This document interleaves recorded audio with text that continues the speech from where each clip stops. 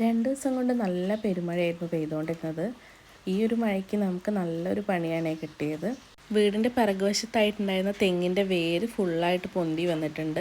തെങ്ങ് കംപ്ലീറ്റ് ചെരിഞ്ഞിട്ട് അപ്പുറത്തെ പറമ്പിലേക്ക് വീഴാനായിട്ട് പോവുമായിരുന്നു.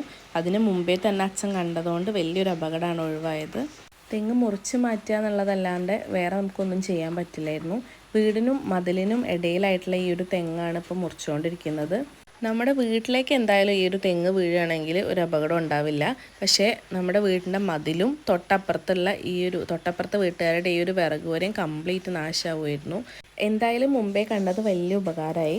പിന്നെ ഏറ്റവും വലിയ ടാസ്ക് എന്തായിരുന്നു എന്ന് വെച്ചാൽ മരം മുറിച്ച് മാറ്റുന്ന ആൾക്കാരെ കിട്ടാനായിരുന്നു. നമ്മളെ പരിചയത്തിൽ കോണ്ടാക്റ്റ് ഉണ്ടായിരുന്ന എല്ലാവരും ബ്രദറും അച്ഛനും ചേർന്ന് വിളിച്ചിട്ടുണ്ടായിരുന്നു. പക്ഷെ ആരും കിട്ടുന്നില്ലായിരുന്നു. രാവിലെയാണ് ഇക്കാര്യം ശ്രദ്ധയിൽപ്പെട്ടതെങ്കിലും വൈകിട്ടാവാനായപ്പോഴാണ് മുറിച്ചു മാറ്റാനായിട്ട് ആളെ കിട്ടിയത്. ഇന്നലെയൊക്കെ ആണെങ്കിലും മഴയും കാറ്റൊക്കെ കാരണം ഒരുപാട് സ്ഥലത്ത് മരങ്ങളൊക്കെ വീണിട്ടുണ്ടായിരുന്നു.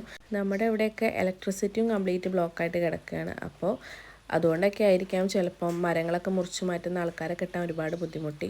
വീടിൻ്റെ മേലേക്കും മതിലിലേക്കും തൊട്ടപ്പുറത്തുള്ള പറമ്പിലെ വിറകുവരയിലേക്കും ഒന്നും ആവാണ്ട് ഇത് മുറിച്ചു മാറ്റുക എന്ന് പറയുന്നത് ആ ഏട്ടന് കുറച്ച് ടാസ്ക് തന്നെയായിരുന്നു. എങ്കിലും പുള്ളി അത് എവിടെയും തട്ടാതെ തന്നെ വളരെ നീറ്റായിട്ട് തന്നെ കട്ട് ചെയ്തിട്ടു. നല്ലൊരു കാറ്റോ മഴയോ വന്നിരുന്നെങ്കിൽ ഉറപ്പായിട്ട് ഇത് മറിഞ്ഞു വീഴുമായിരുന്നു എന്നാണ് അത് കട്ട് ചെയ്തിട്ട ചേട്ടൻ തന്നെ പറഞ്ഞത്. അവരിതൊരു കയർ വെച്ച് വലിച്ച് കെട്ടിയ ശേഷമാണ് പുള്ളിക്ക് അതിൻ്റെ മേലെ കയറാനുള്ള ധൈര്യം തന്നെ ഉണ്ടായത്. ആർക്കും ഒരു ബുദ്ധിമുട്ടും നാശനഷ്ടമൊന്നും വരാതെ ഇത് മുറിച്ച് മാറ്റിയപ്പോഴാണ് ശരിക്കും പറഞ്ഞാൽ എല്ലാവർക്കും സമാധാനമായത്. എന്തായാലും ഈ ഒരു മഴയിൽ എല്ലാവരും സേഫായിട്ടിരിക്കാൻ പറ്റട്ടെ എന്ന് പ്രാർത്ഥിക്കുന്നു. പുതിയ വീഡിയോ ആയിട്ട് വീണ്ടും കാണാം.